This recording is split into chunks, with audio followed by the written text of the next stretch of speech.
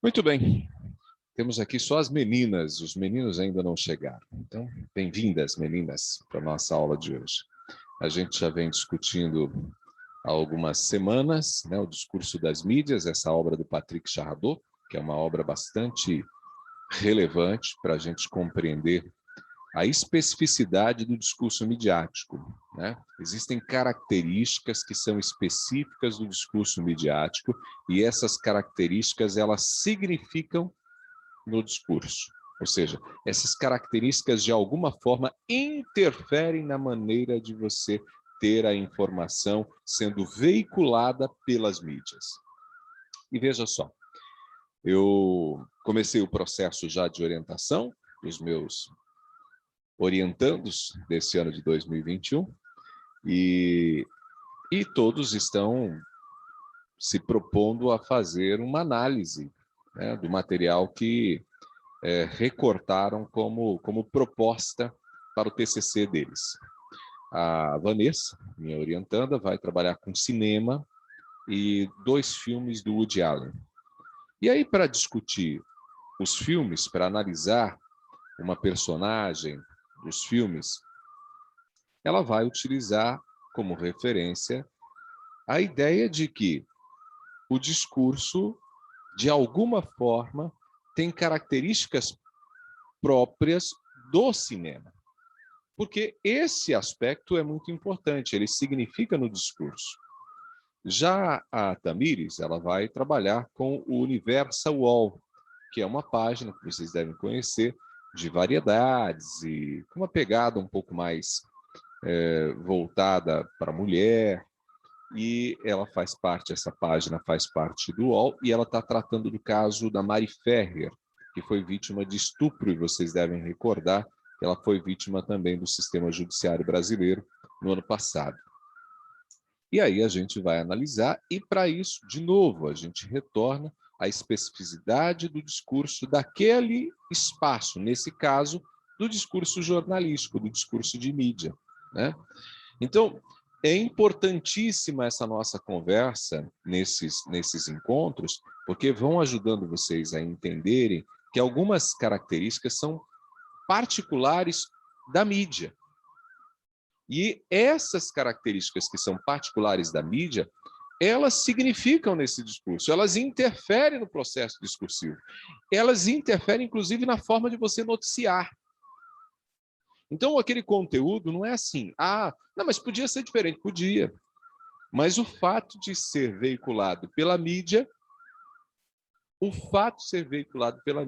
vai ter algum tipo de interferência em função das características da mídia. Então, as características da mídia formam isso que a gente chama de uma espécie de especificidade do discurso midiático, né? Então, a gente tem chamado a atenção disso para vocês, porque, inclusive, no próximo ano, vocês vão fazer aí a monografia de vocês. É importante já começarem a pensar nas possibilidades, dos temas que vocês vão desenvolver. E eu tenho certeza que vocês vão encontrar coisas interessantes.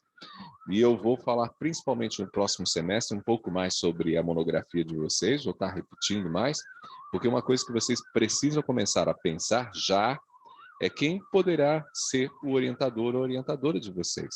Durante o período que a gente tem agora, né, de definição, que ocorreu há cerca de 30, 40 dias, que ocorreu dos orientadores, algumas pessoas, né, alguns acadêmicos, acabaram não ficando necessariamente com aquelas pessoas que eles gostariam de ficar, que eles gostariam de trabalhar. E isso acontece por quê? Porque às vezes a pessoa vai definir o tema lá no comecinho do 4º ano. E aí já tem 2 ou 3 candidatos que já conversaram com o professor que vai orientar, já deu uma sondada, embora a definição só ocorra em abril do ano que vocês estão cursando, né, vão fazer o 4º ano, embora essa definição só ocorra em abril, mas aquelas conversas que já foram ocorrendo, que foram sendo adiantadas, elas facilitam esse tipo de contato depois da definição dos orientandos. Então, vejam, os meus orientandos, a Vanessa, a Tamires e o Victor Ramalho, eles participaram, inclusive, de um grupo de estudos comigo durante todo o período de férias. Aí não tinha como não ser eu o orientador deles. A mesma coisa aconteceu com a professora Gabriela. Então, esses orientadores, é importante que vocês já comecem a sondar neste ano, né? E o pessoal de publicidade, né, e propaganda da outra turma lá, que é parceira de vocês, no terceiro ano também, eles também podem solicitar, né, que nós sejamos os orientadores deles. Então, por isso que é importante vocês já começarem a pensar no tema que vocês vão pesquisar como monografia. Então, não deixa isso para acontecer lá no finalzinho do ano, não. Então, já comecem a amadurecer essa ideia.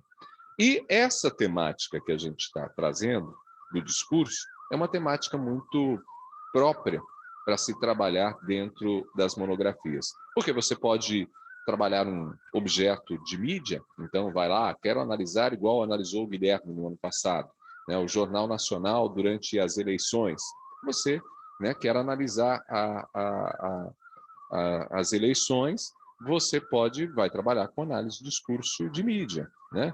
Então, quero trabalhar igual a Tayane trabalhou com o que o Fantástico fez durante a pandemia, trabalha com discurso de mídia. Então, todas essas temáticas nascem aqui em leitura crítica da mídia. Então, comecem a pensar com carinho aquilo que vocês acham que pode funcionar como proposta de TCC de vocês, tá bom?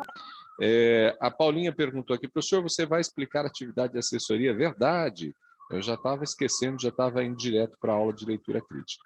E a atividade para assessoria é bem simples, tá, gente?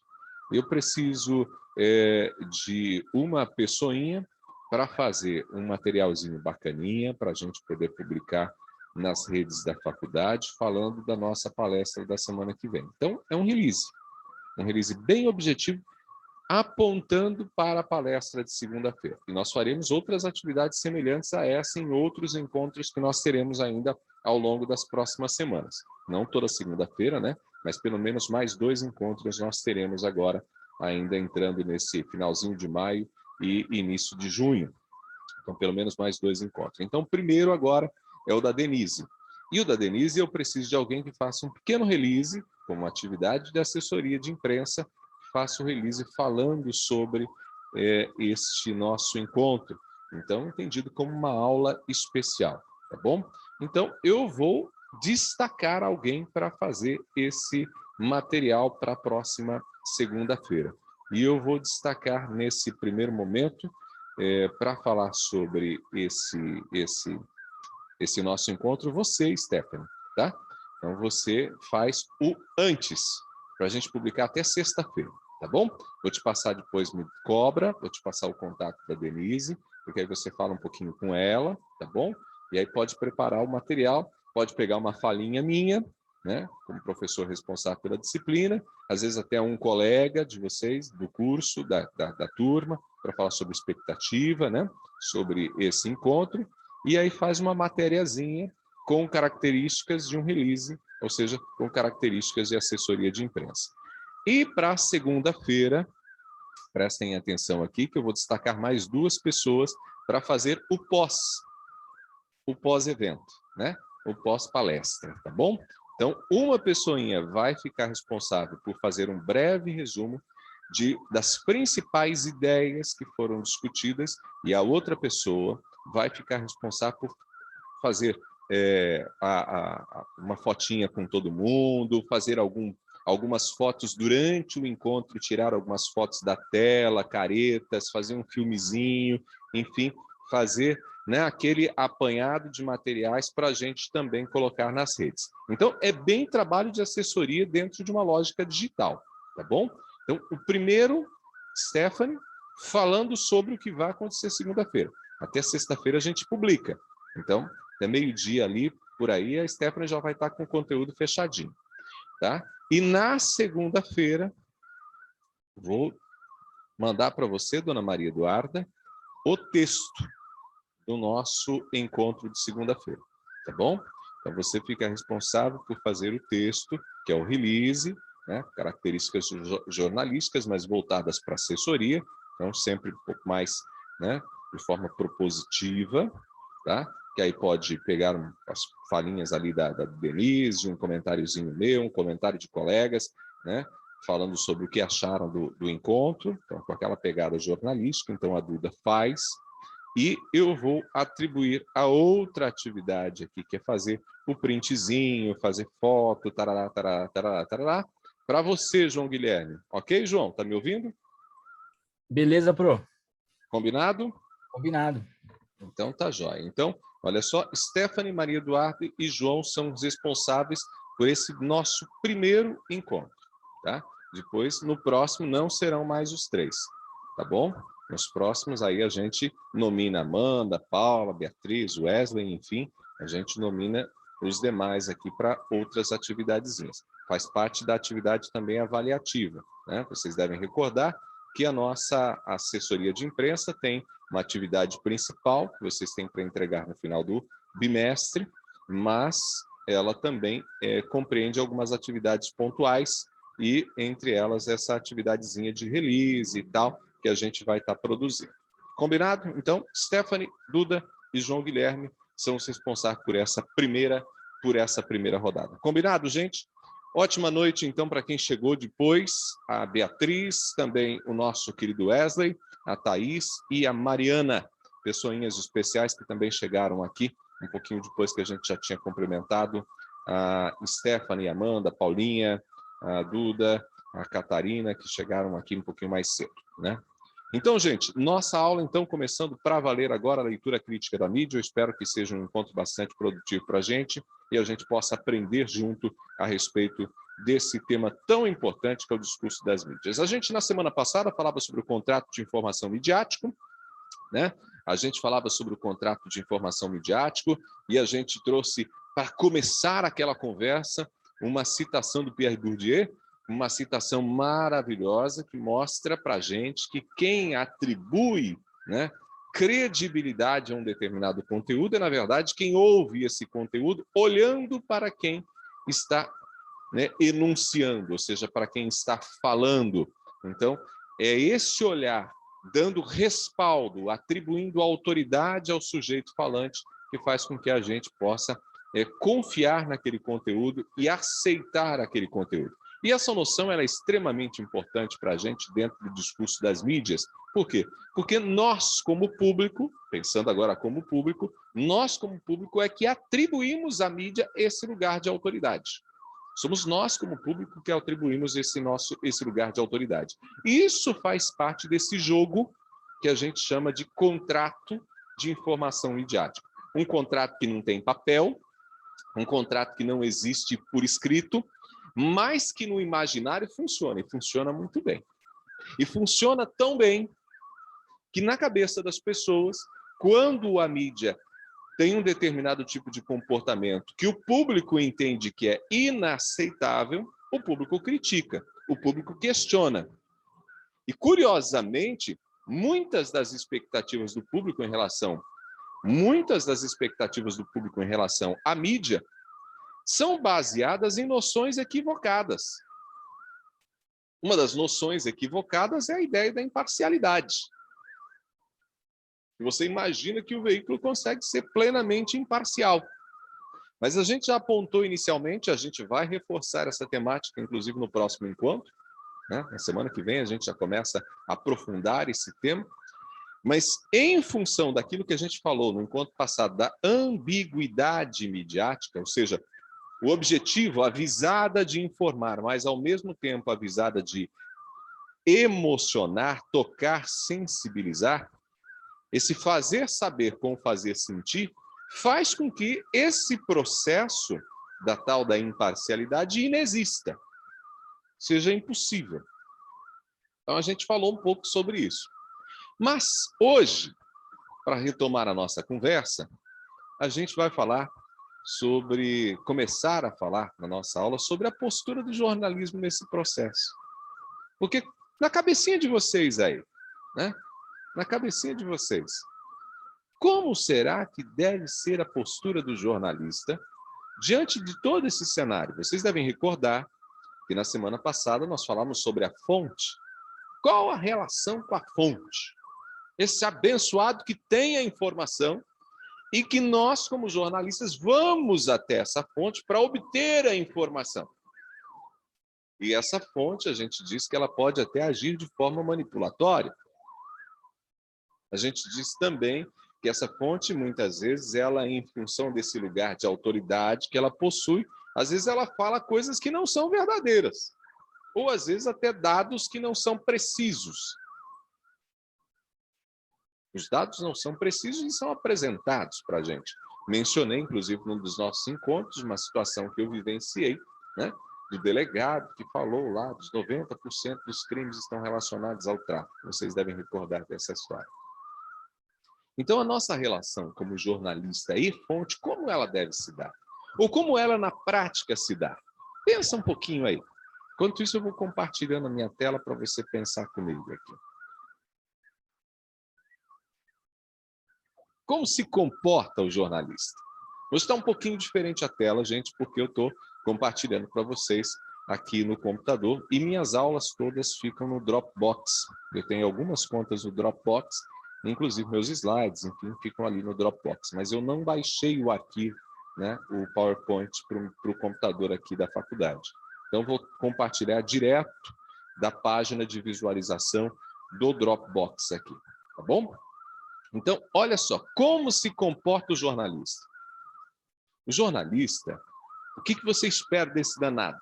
Essa turminha aqui, Mariana, Amanda, Paulo, Stephanie, Wesley, João, Beatriz, Catarina, Maria Eduarda, vocês, jornalistas, como se comportam? Ou como deveriam se comportar?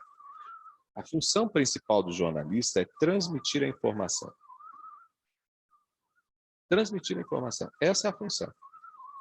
Mas essa informação, ela se compõe de um conjunto de acontecimentos e saberes que aparentemente pré-existem ao ato de transmissão.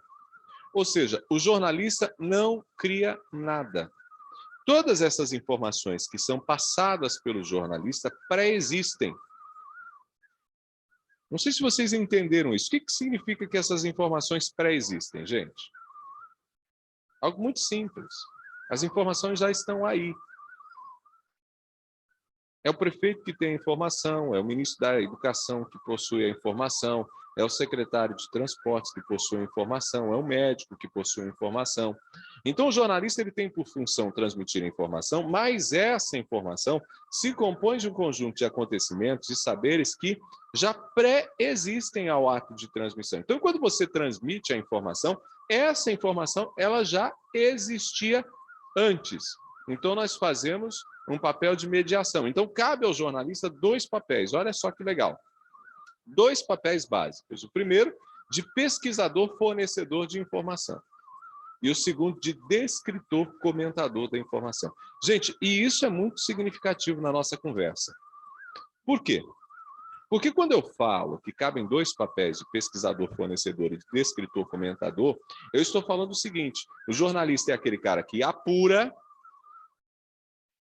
que ele levanta as informações e, ao levantar as informações, organiza essas informações e oferece essas informações ao público, correto?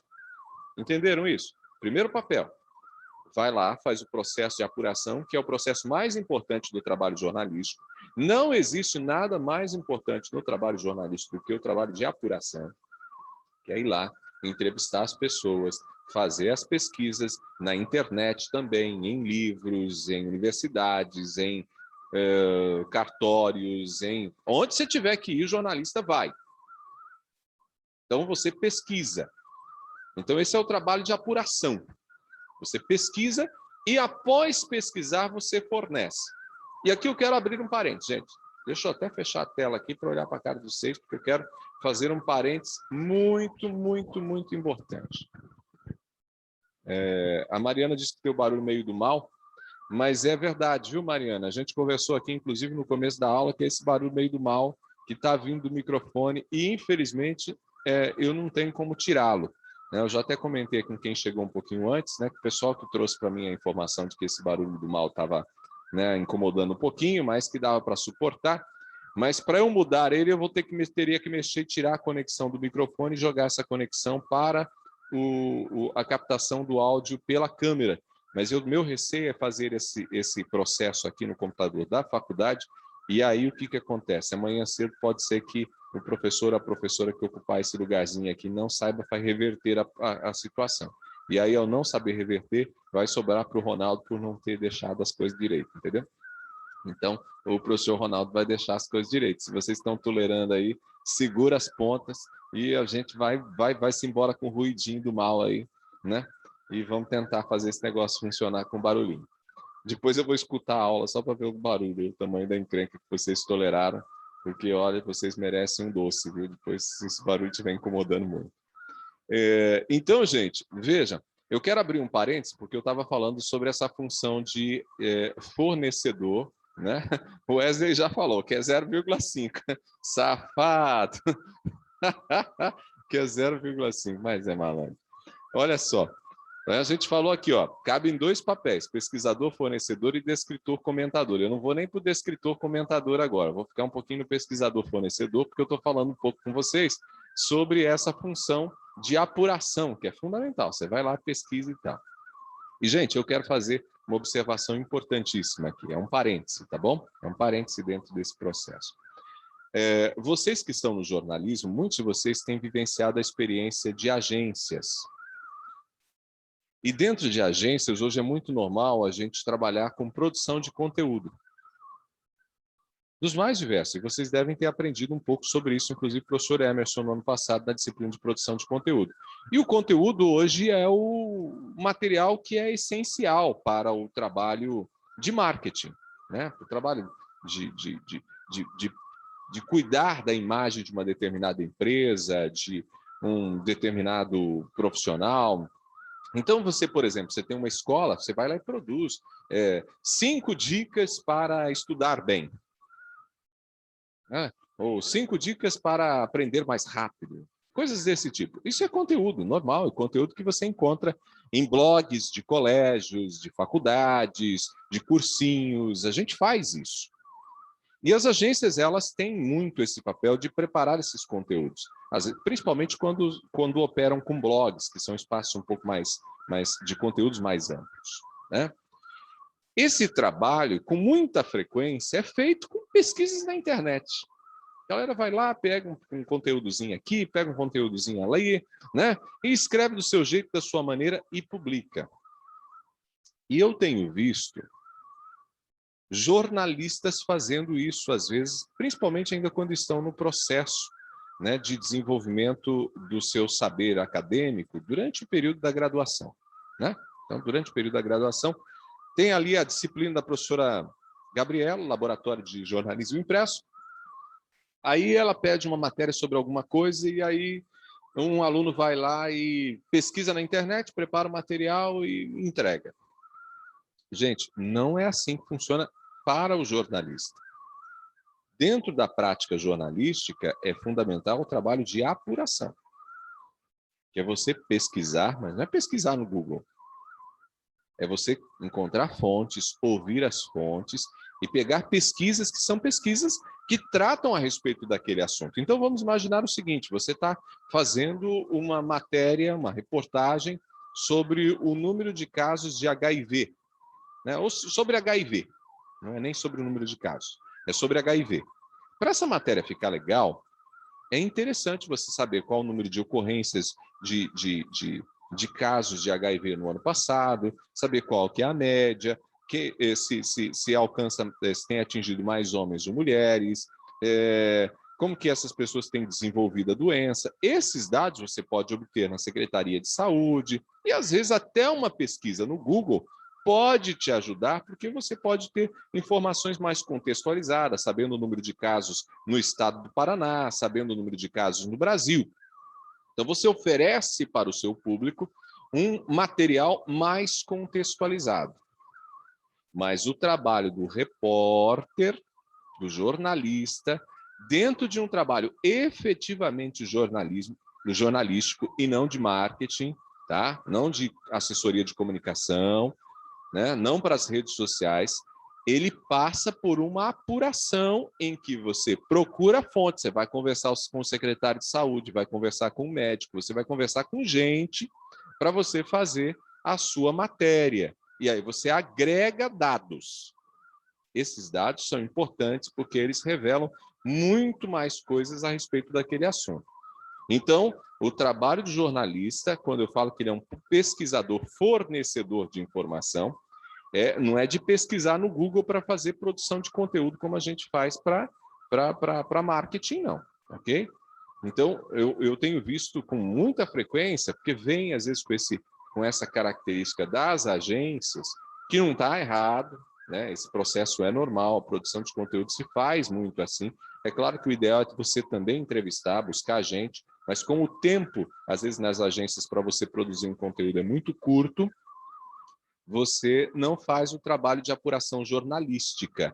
O trabalho de apuração jornalística envolve a pesquisa de dados técnicos, pesquisas científicas, pesquisas com base em informações obtidas por Secretaria de Saúde, por Secretaria de Transporte, por Secretaria de Segurança, por IBGE, por Fundação Getúlio Vargas. É disso que a gente está falando. E envolve pesquisa achando gente para falar sobre o assunto. Então, quando eu falo aqui para vocês de pesquisador, fornecedor de informação, esse é o primeiro papel que o jornalista exerce. O segundo é um papel que tem uns abençoadinhos que negligenciam como sendo um trabalho que não cabe ao jornalista, mas cabe sim. Porque o jornalista, ele também é um descritor, comentador da informação. Então, olha só, a informação já pré-existe. Vou pegar um exemplo. Né? Vou pegar um exemplo. Você já tem as informações a respeito de como o Ministério da Saúde agiu no ano passado para a compra de vacinas da Pfizer. Né? Você já tem as informações. Essas informações estão aí, são públicas. Né? Inclusive, foram reveladas e confirmadas na própria CPI, agora mais recentemente. Então, a gente tem essas informações. Então, o jornalista pode descrever essas informações e comentá-las? Pode. Essa é uma atividade que cabe ao jornalista, sim.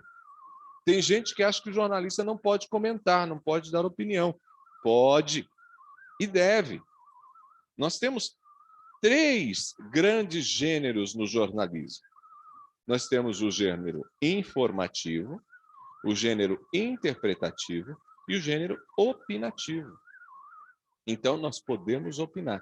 E essa é a nossa segunda grande função, de descritor, ou seja, descrevemos os fatos, os acontecimentos, com base naquilo que nós pesquisamos e descobrimos e comentamos a informação. Então, como se comporta o jornalista? O jornalista, então, tem essa função. Mas como será que esse abençoado se comporta? Vamos ver. Se a tela ajudar e o nosso slide continuar aqui. Vamos lá. Opa! Já foi aqui para uma outra aula. Não é para outra aula, gente. A outra aula é a outra aula. Vamos lá, vamos voltar aqui. Como se comporta o jornalista? Ok. Então, como se comporta esse danado desse jornalista? Acontece que esse contrato de informação está marcado por uma série de contradições. No contrato de informação, você espera que o jornalista transmita as informações. Mas acontece o seguinte: em nome da credibilidade, o jornalista, ele se coloca como esse simples fornecedor de informação, como um mediador objetivo da realidade. Em outros momentos, ele se coloca como aquele cara que revela informações ocultas, porque ele vai lá, investiga e faz aquela coisa maravilhosa, trabalho jornalístico incrível. E também, claro, ele se coloca como um intérprete dos acontecimentos, como alguém que explica os acontecimentos para as pessoas. Então, tem os dados, ele vai lá e explica para as pessoas. Isso tudo é trabalho jornalístico. Porém, acontece o seguinte: a instância midiática, ela não consegue, de verdade, dar conta de oferecer ao público toda a verdade. Lembram disso que a gente já falou? Lá no comecinho, inclusive, das nossas discussões sobre o discurso das mídias? que o jornalismo, inclusive, estava lá como uma das questões da prova de vocês, da provinha de vocês que vocês fizeram, né? O jornalismo, ele não dá conta de transmitir a realidade, ele pega uma fraçãozinha. Então, o máximo que nós jornalistas, inclusive, conseguimos é revelar pistas, formular hipóteses, provisórias ainda, né? Então, a gente não consegue dar conta de tudo, mas prestem bem atenção nisso. Isso já é muito para a democracia. Muito não no sentido de que é mais do que o merecido pela democracia. Não, não é nesse sentido. É muito no sentido de que é algo importante, já é algo muito importante para a democracia. Porque sem esse tipo de prática, sabe o que aconteceria, né? Se a gente não trouxesse esses fatos à luz, ainda que sejam fragmentados, ainda que sejam muitas vezes falhos, sabe o que aconteceria? Nem isso as pessoas saberiam. E com base nesses fragmentos, as pessoas podem discutir, pressionar. E mais, o próprio Ministério Público, as instâncias judiciais, podem tomar esses fragmentos, né, tidos como notícias, artigos, reportagens, né? Então, o próprio sistema jurídico, o sistema judicial, vai lá, se apropria dessas informações e estabelece uma investigação mais profunda. Uma CPI, por exemplo, é um instrumento legal, que geralmente nasce em função de informações que são reveladas inicialmente por quem? Pela imprensa. A imprensa deu conta de mostrar tudo, de tratar de tudo, de falar de tudo? Não, claro que não. Não dá. Mas é bastante para a democracia. Isso já ajuda muito. Então, ó, aqui com o próprio. O jornalismo, ele, apesar de falho, ele exerce um papel muito importante para a democracia. Se você tem os veículos de comunicação silenciados por parte do próprio poder público, por meio de ações que possam, quem sabe, fragilizar as mídias, e a gente sabe que os governos muitas vezes têm interesse nesse tipo de processo, de fragilizar as mídias e descredibilizar a mídia. A luta é contínua, gente, para descredibilizar a mídia. A luta é contínua para tirar a credibilidade das mídias. E é verdade que muitas das críticas feitas às mídias são justas. Porém, sem as mídias, as nossas democracias, e eu falo as nossas, porque eu estou falando de todos os lugares, sem as mídias, as nossas democracias elas já teriam ruído, elas já teriam perdido força, elas já teriam deixado de existir. E a população seria muito mais manipulada e enganada pelo poder político. Então, quando o Charrador lembra que é bastante para a democracia, ou seja, já é muito importante para a democracia, ainda que sejam só pistas, é porque nós, como agentes midiáticos, e vocês fazem parte disso, estão construindo a caminhada para se tornarem aí os principais agentes midiáticos nas próximas gerações, vocês serão fundamentais nesse trabalho, tendo consciência de que ele não dá conta de ser aquilo que muita gente acha que é, né? Nós não somos supermans, né? Ninguém é superman dentro do jornalismo. Tem um monte de falha, mas é fundamental para a democracia. Continuando, gente. Em relação às fontes, principalmente em relação às fontes, são as pessoas com as quais nós conversamos. Nós, jornalistas, buscamos sempre fontes, não é verdade? A gente vem falando bastante sobre elas. O problema fundamental com relação às fontes é o da descontextualização. Esse é o maior problema. Aqui comigo, presta atenção aqui que eu vou explicar isso daqui. Isso é muito importante. Olha só. Toda a informação retirada de seu contexto de origem e transportada para um outro é suscetível de sofrer modificações, que podem transformá-la em desinformação. E, gente, vocês estão aí desenvolvendo uma atividade para a professora Valdete, fazendo os jornais, e vocês, claro, estão gravando com conteúdos que vocês gravam no celular, etc, etc. E é um aprendizado muito importante para vocês entenderem a estrutura de um jornal, como que se faz um jornal e tal.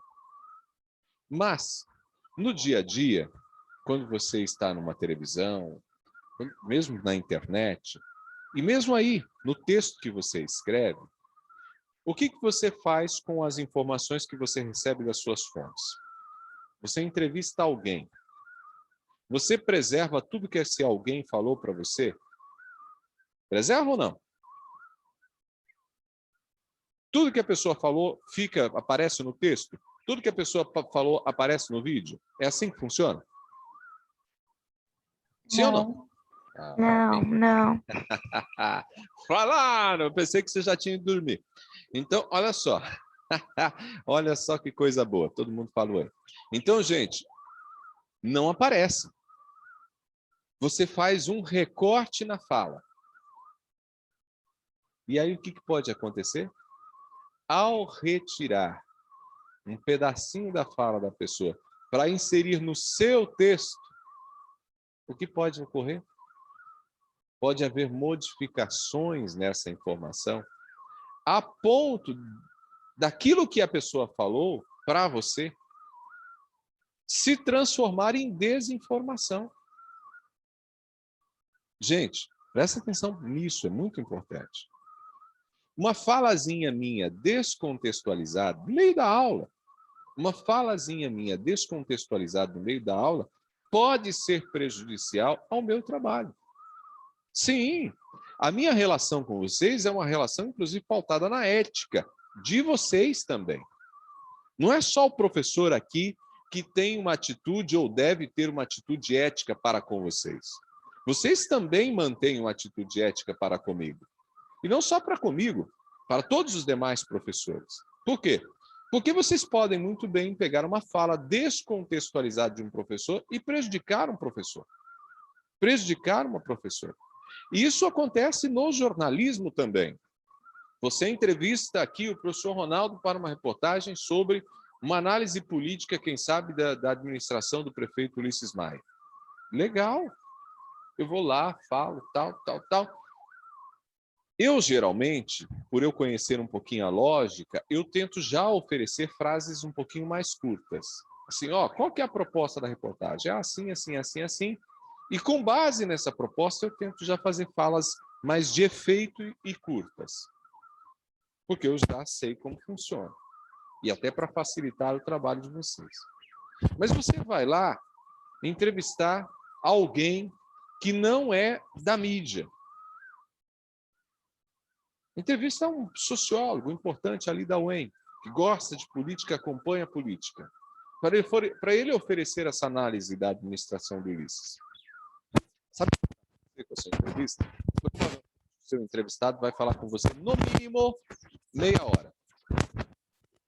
Meia hora do seu ouvido. Um monte de coisa. Você gravou tudo. Mas você... Prof, tá dando... O microfone tá ruim. Sumiu todo. Sumiu? É. Sumiu? E agora? Voltou. Voltou? Eu acho que esse negócio, o problema dele deve ser o cabo, viu? Deixa eu dar uma dobradinha aqui. Fazer igual quando a gente faz em palco. Agora tá bom. Agora tá bom? Tá vendo, Wesley? É igual em palco, sabe quando você pega aqueles microfones, quando você está apresentando um show e os caras já deram tanta pancada no microfone, coitado, já caiu tantas vezes, que aí você cata o microfone, puxa o fio, puxa para lá, puxa para cá. Eu acho que o microfone aqui deve estar parecido. Agora tá bom? Show. Então, vejam. Então, você está lá conversando com o seu sociólogo para fazer a análise ali da administração do prefeito Ulisses Maia. Ele vai falar para você, vai falar com você meia hora. Não tem jeito. Esse cara vai falar com você no mínimo meia hora. Acontece que vocês receberam a missão de fazer uma reportagenzinha, um material, para a televisão com 2 minutos. E não pode ser com uma fonte só. Não pode ser só o professor da UEM. Você ainda tem que fazer um fala-povo ainda. Você tem que escutar o povo na rua. E aí? Como que você fecha 2 minutos? Aí você fala assim, professor, é impossível. É impossível, Wesley? Você que faz edição? Não é não? Tem que fazer. É assim que funciona. É assim que funciona. Então você vai pegar esses 30 minutos que você ouviu o professor da UEM, ele falou 30 minutos, e você vai aproveitar 30 segundos. E você gravou com 5 pessoas um fala-povo na rua, cada um falou para vocês 1 minuto. E você vai pegar 5 segundos de cada um deles. E quem que faz esse recorte? Você, jornalista. Então, quando o Charrador fala assim, o problema fundamental com relação à fonte é o da descontextualização, é porque nem sempre a fonte é mal intencionada. Na verdade, na maioria das vezes, as pessoas querem agradar. Elas querem falar, inclusive, para elas se mostrarem, para dizer que elas sabem. A fonte gosta disso. A fonte tem interesse de se mostrar como autoridade naquilo que ela está falando. Ela gosta. Você coloca um microfone na frente dela, um gravador, ela quer mostrar-se como autoridade. Mas acontece o seguinte, ela falou 30 minutos com você, e você vai usar 30 segundos. E os outros 29 minutos e 30 segundos? O que você fez? Você jogou fora. Na verdade, você ouviu, te inspirou a fazer muita coisa, às vezes até te deu argumentos para o seu texto. É o que acontece, ou pelo menos é o que deve acontecer, mas você não vai usar. Ah, é uma reportagem escrita, mesma coisa. Gente, eu não sei se vocês ficam contando caracteres, mas uma entrevista que você grave e que tenha 15 minutos, se a pessoa tiver um ritmo de fala mais ou menos igual ao meu, 15 minutos vai dar em torno de 15 mil caracteres, quando você decupar. 15 mil caracteres. O problema é que quase sempre os textos para reportagens, matérias, seja de site ou seja lá o que for, tem 2.500, 3.000, 3.500 caracteres quando é um texto mais longo. E aí? Você falou 30 minutos com o cara, ele falou 30 mil caracteres com você. Então, toda informação retirada de seu contexto de origem, transportada para um outro lugar, é suscetível de sofrer modificações, que podem transformá-la em desinformação. Você pode pegar uma fala de algo que ele não falou.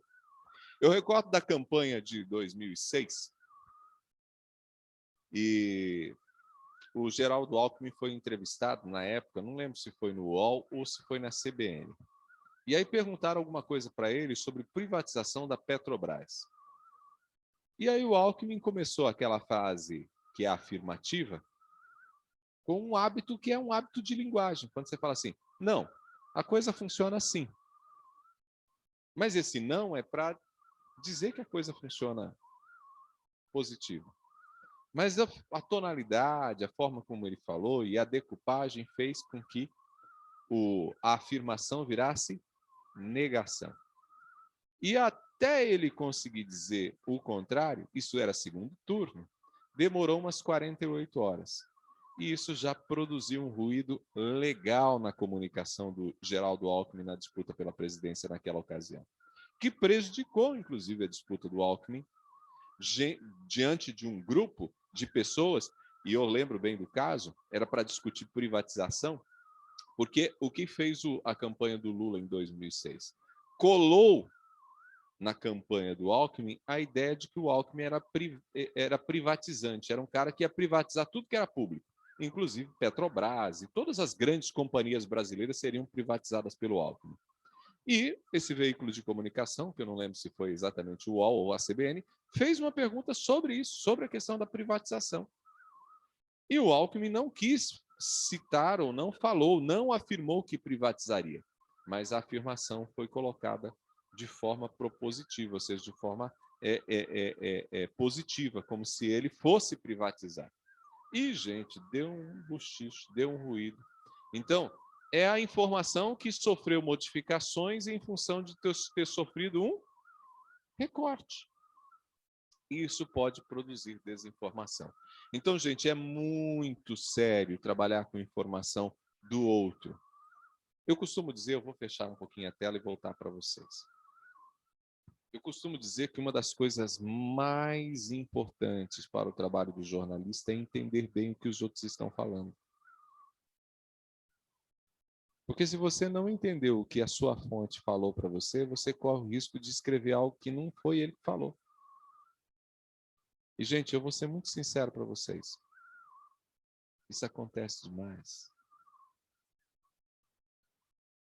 Eu dei poucas, mas muito poucas entrevistas para jornais impressos, até porque a gente é repórter, jornalista, a gente sempre pergunta, a gente quase nunca é questionado, quase nunca as pessoas vêm fazer reportagens para a gente, ou com a gente. Mas olha, nas poucas vezes que eu fui entrevistado, eu quando li o texto eu não me encontrei. Eu não me enxerguei. Eu não encontrei as minhas ideias ali. Era uma outra coisa.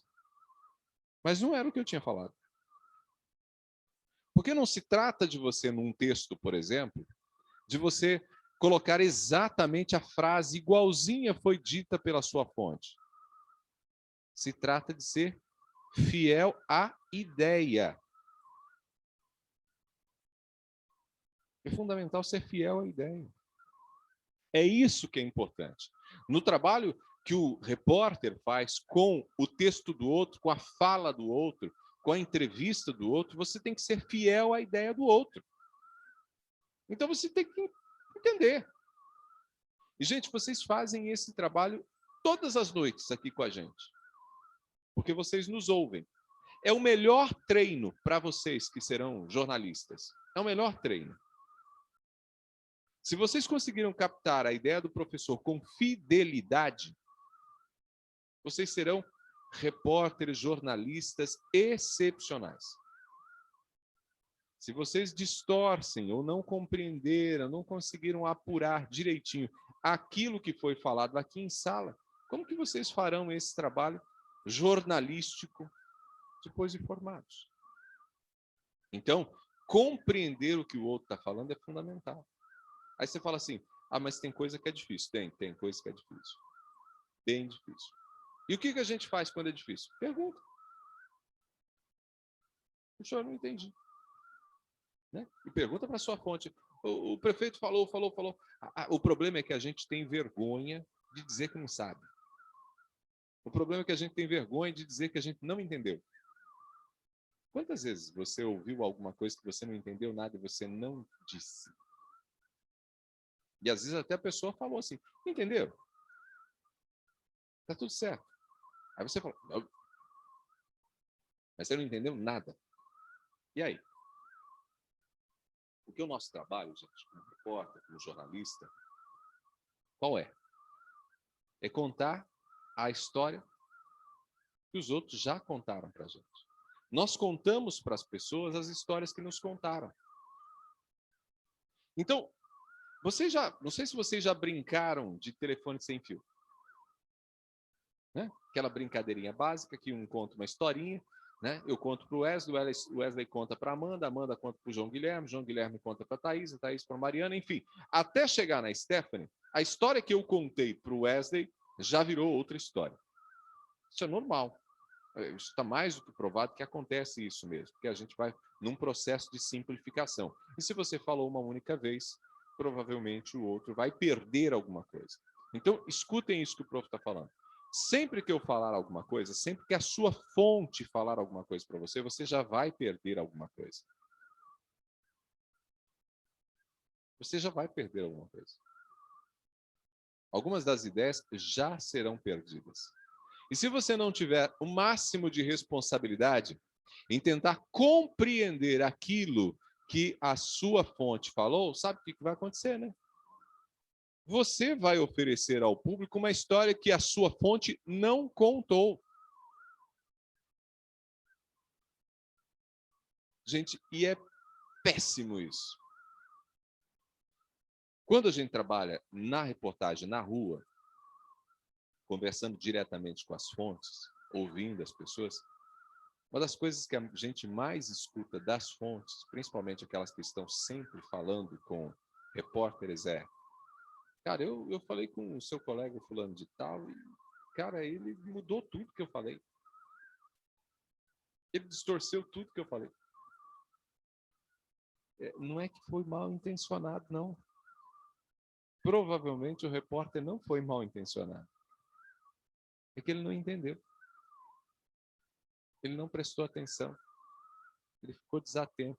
E, gente, nós estamos vivendo um momento em que nós temos muita dificuldade de concentração. Até em função das tecnologias digitais. Nós temos muita dificuldade de concentração. Quantos aí conseguem ficar essa 1 hora e pouquinho que a gente fica o tempo todo, mas 100% conectados no Prof? Não, não fica. E ainda mais aí, né? Em casa, no digital. De vez em quando dá aquela olhadinha no Zap, né? Que está numa outra tela, dá uma olhadinha nisso, uma olhadinha naquilo, sem contar que às vezes, né? Já vem a mãe, passa por ali, faz uma pergunta, né? Acontece alguma coisa na casa, ou seja, existem distrações, isso é natural. Então já é normal. Mas veja a dificuldade que às vezes a gente tem para ler um livro. Às vezes até aquele livro que você gosta. Você começa a ler 5 minutinhos, você precisa olhar a tela do celular. E há um incômodo, inclusive, na nossa mente, que nos impulsiona, que nos leva a, pelo menos, tocar na tela do celular para ver se tem alguma coisa acontecendo ali. Então, nós temos hoje cérebros distraídos. A Marianne Wolf fala sobre isso, sobre o cérebro dentro desse mundo digital. É um livro que eu recomendo para vocês. Marianne Wolf, Marianne com Y e 2 N's. Marianne Wolf com W. Marianne Wolf. Ela fala sobre o cérebro e o mundo digital. Tem um outro autor que vocês talvez já tenham ouvido falar, que é aquele autor da inteligência emocional, que ele tem um livro chamado Foco. E o Daniel Goleman, ele diz para a gente que ter foco é hoje o maior capital humano. O que ele está querendo dizer? Ele está dizendo o seguinte: você contar com gente numa equipe que consegue ter foco e não se distrair é o maior capital que você tem na sua equipe. É até mais importante do que você ter uma equipe que sabe trabalhar junta, que tem essa coisa de trabalhar em equipe, etc, etc. Por quê? Porque as pessoas hoje têm muita dificuldade de manter a atenção. E com os nossos entrevistados, nós precisamos estar muito atentos, porque do contrário acontece isso que o Charrador está falando aqui para a gente. Nós distorcemos a informação e provocamos desinformação. São nessas ocasiões que nós, jornalistas, produzimos, sem querer, fake news.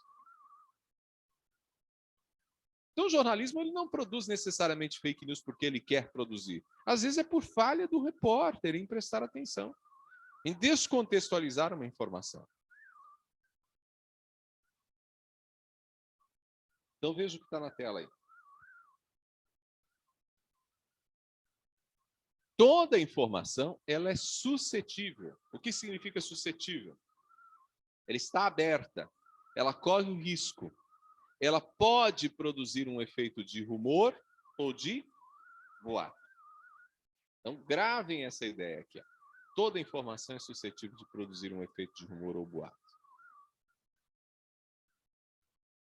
E aí, caminhando aqui, né, para as nossas discussões finais do contrato de informação midiática.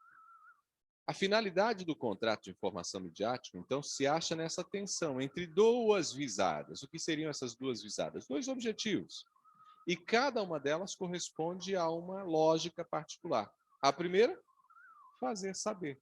Fazer saber é essa lógica cívica de promoção da cidadania, de ajudar as pessoas, de informar o cidadão. E essa é uma proposta, então, da mídia. Ela propõe a fazer isso e ela intenciona, de fato, a fazer isso. E a segunda visada é fazer sentir. Por que é importante fazer sentir? Porque você precisa captar. Né? Você precisa captar. Você precisa que as pessoas possam ficarem ali conectadas, atraídas. Por que hoje o apresentador vai lá no programa popular e dá sapatada no púlpito? Por que ele vai lá e faz dancinha? Por quê? O objetivo é captação. É produzir um objeto que seja consumível, né? Um objeto de consumo, que funciona dentro de uma lógica comercial. Eu preciso desse povo assistindo o programa. Então, se eu tiver que dançar, eu danço. Se tiver que cantar musiquinha, eu canto. É isso, gente.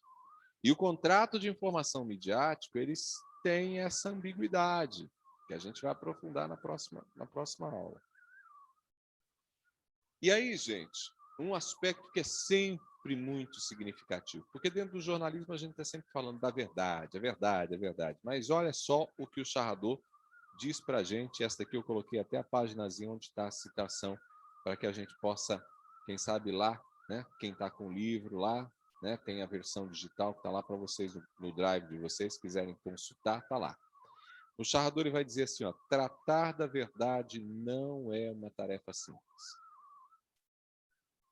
O verdadeiro seria dizer o que é exato. Eu coloquei essas barrinhas aqui para a gente fazer a leitura, inclusive, pausada. O verdadeiro seria dizer o que é exato. O falso seria dizer o erro. O verdadeiro seria dizer o que aconteceu. O falso seria inventar o que não aconteceu. O verdadeiro seria dizer a intenção oculta. Presta atenção nisso que o Charrador fala aqui, ó. O verdadeiro seria dizer a intenção oculta. O falso seria mascarar a intenção, a mentira, o segredo. Enfim, o verdadeiro seria fornecer a prova das explicações. O falso seria fornecer explicações sem prova.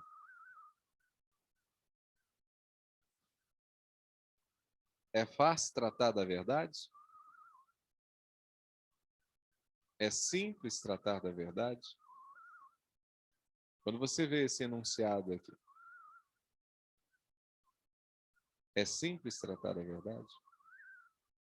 Não é simples tratar da verdade. E vejam que coisa interessante. É tão complexo tratar da verdade que até mesmo numa CPI, que a gente está vendo aí a CPI da Covid, as pessoas vão lá e falam. Elas dão seus depoimentos. Mas elas não oferecem necessariamente provas de suas falas. Então, não é fácil tratar da verdade.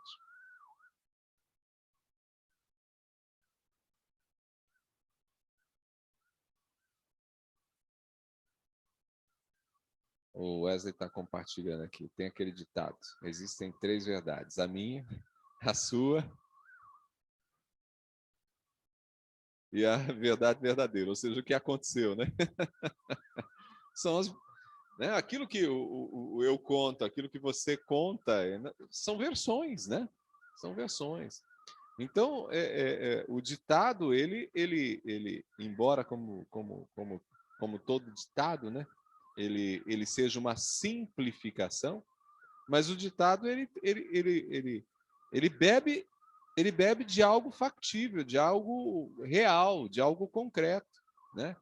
Então, embora o ditado seja uma simplificação, ele trata daquilo que ocorre mesmo no cotidiano. Por isso que a gente fala, o senso comum, embora ele seja simples, ele seja uma simplificação da realidade, ele não é mentira, né? E os ditados que funcionam dentro do senso comum, eles bebem de uma fonte fidedigna, né? Então, tratar realmente da verdade é um processo muito complexo. E aí, o que é interessante aqui? Olha só, gente, presta atenção nisso. O contrato de informação midiático, dentro desse contrato, o Charrador diz o seguinte: o que é estranho é que o meio profissional, ou seja, as pessoas que trabalham com a mídia, né, essas pessoas elas são conscientes dessa complexidade. E aqui está uma das falhas muito importantes que deveriam ser levadas em consideração como autocrítica de todo mundo que trabalha com mídia. Por quê? Porque, olha só, o meio profissional é consciente dessa complexidade, mas ainda assim o meio profissional continua a agir como se as respostas fossem dadas e conhecidas. A gente sabe quando a gente não conseguiu aquela fonte que a gente realmente sabia que teria as informações mais detalhadas e tal, mas você tinha que fechar a matéria. E a gente deu a matéria, mesmo sabendo que ela ficou fraca. Só que para o público a gente não fala, gente, ó, essa daqui está assim, meia boca, a gente não conseguiu a completinha, então a gente está mandando para vocês meia boca. Né?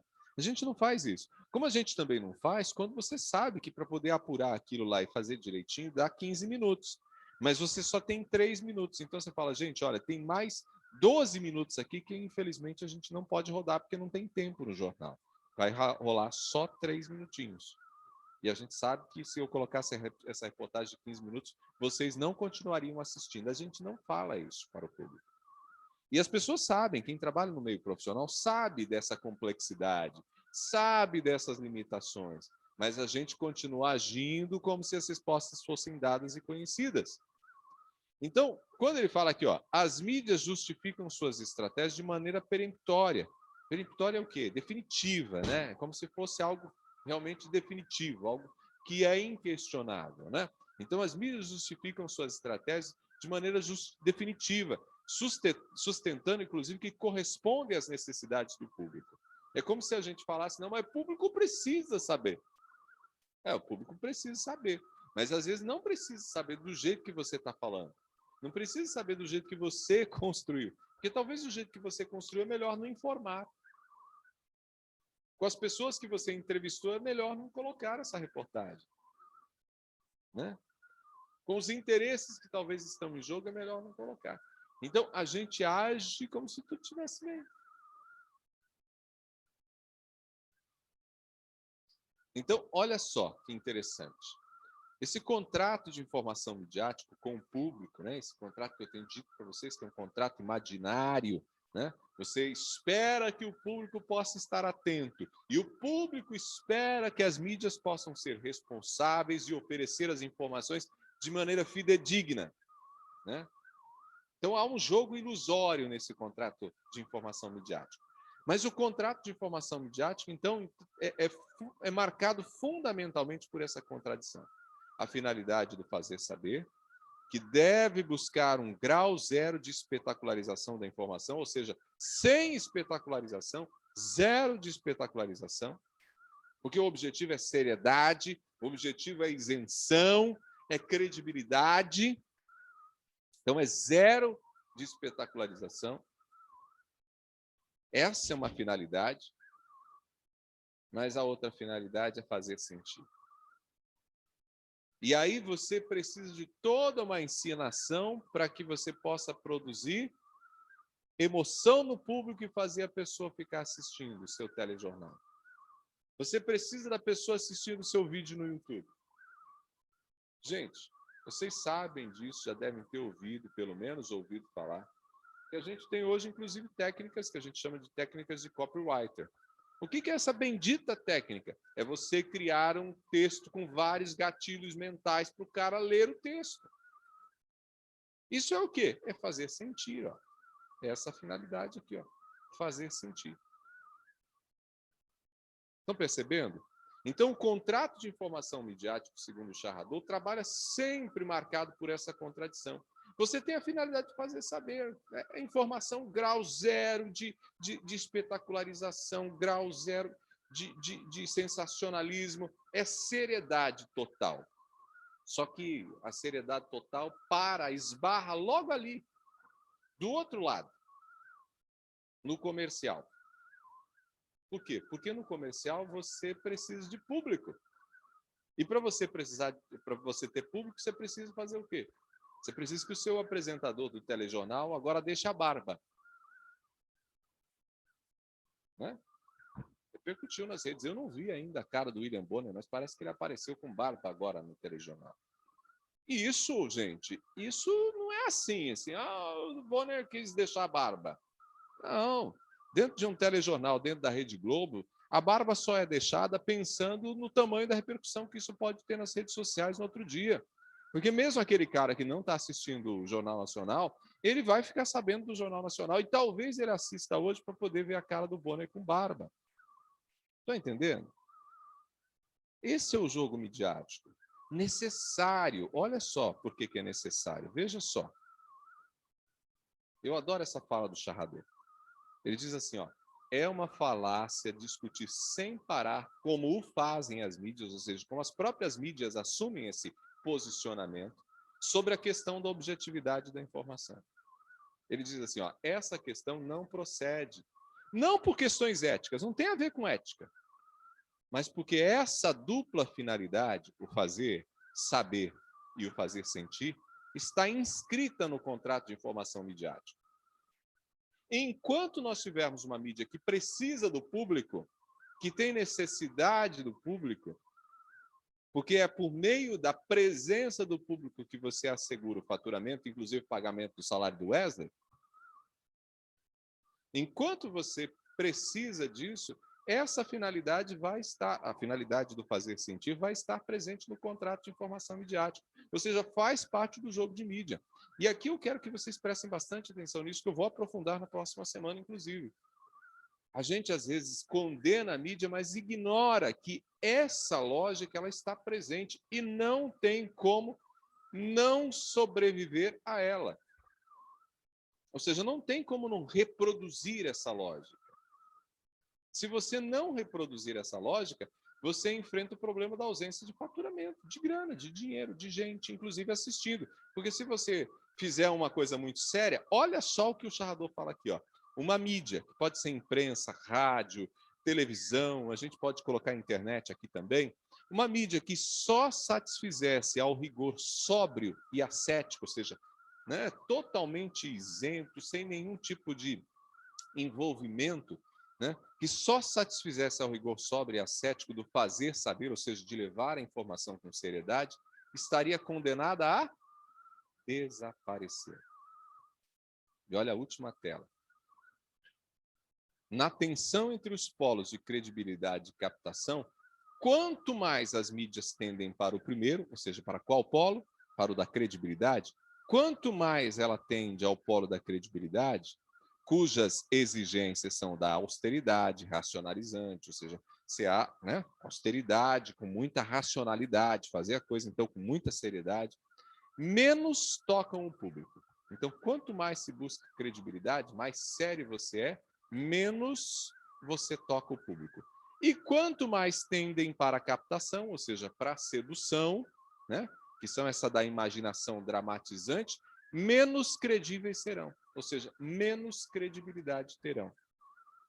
E aí ele diz aqui, as mídias não ignoram isso, e seu jogo consiste em navegar entre esses dois polos, credibilidade e captação.